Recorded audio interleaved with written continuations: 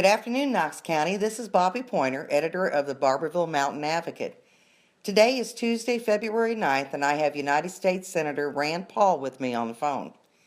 For those of you who may not know, Senator Paul will be visiting Barbourville next Thursday, February 17th, for a town hall meeting at Union College's Sharp Center at 9:30 a.m.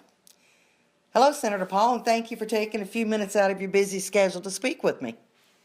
Well, thanks, Bobbie. Thanks for having me on. I know we only have a few minutes, and you've got a very busy schedule, so I'd like to ask you just a few questions that are of high priority here in our community, if that's all right with you? Sure. Okay. First question is, as you know, Eastern Kentucky desperately needs more good-paying jobs to replace the 10,000 plus coal industry positions we've already lost. Plus, we need to diverse our economy. To address this issue, you propose the idea of establishing economic freedom zones. You claim implementing these would promote jobs, reduce regulations and taxes, and encourage community growth. So, in two parts, how would this plan work, and why haven't your colleagues in the state supported this plan?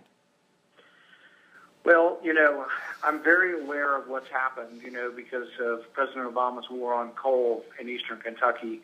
Every time I've traveled through Eastern Kentucky, you can almost see it in people's faces, 10,000 jobs lost.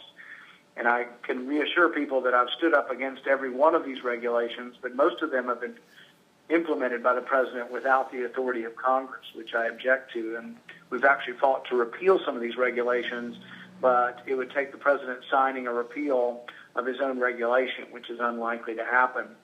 In addition to fighting the president's war on coal, I've also been advocating for something called economic freedom zones. What this is designating areas that have high unemployment and high poverty and reducing their federal taxes for 10 years. We would reduce the income tax for businesses and for individuals to 5% for 10 years. This is a large reduction in tax burden. Our hope is that existing businesses in these communities would blossom and grow and hire new people, and that also that it might attract businesses into communities that have high unemployment to create new jobs. I think this, in addition to the fact that I'm also trying to say that we need to make our tax code competitive with the world, because we're losing American companies and American jobs overseas. And one of the reasons they're leaving our country is we have the highest business taxes in the world. So I think if we want jobs to stay in our communities and in our state and in our country, we have to make our tax burden and our regulatory burden favorable so people will want to stay in our country. Okay. Now let me turn your attention to the Kentucky Republican Presidential Caucus.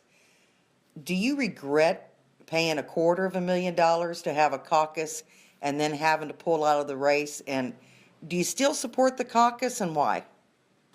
I'm very excited about the presidential caucus. This will be the first time that Kentucky Republicans will be relevant in the process. Usually our primary is in the third week in May, and by then the presidential nominating contest has usually been over. In fact, I don't remember in my lifetime voting in a Kentucky primary where it made a difference.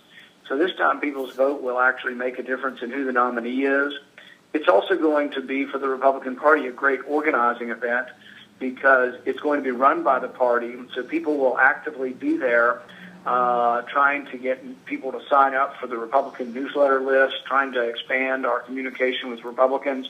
So I think this is a good growth opportunity for the Republican Party, makes us relevant, and I'm still a huge fan of the caucus. I think it's going to be really good for the Republican Party. Oh, I think we will too. So a big question on people's mind is, who are you now supporting for the presidential nomination, and why?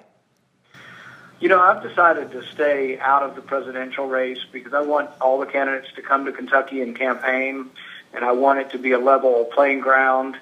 And also because I think my job, as Kentucky senators, to now unify folks on one side, to try to make or bring all Republicans together. Okay. Well, I think our time is up, Senator. I thank you very much for talking with me, and I'm looking forward to meeting you next week. Yeah, thanks for having us. And if you'll post when we're coming for that town hall, it's open to anybody of any party. It's not a political event, and it will be we'll be willing to take any questions from any citizen. That'll be great. We'll look forward to it. Thanks, Bobbie. Thank you for your time, sir. Bye-bye.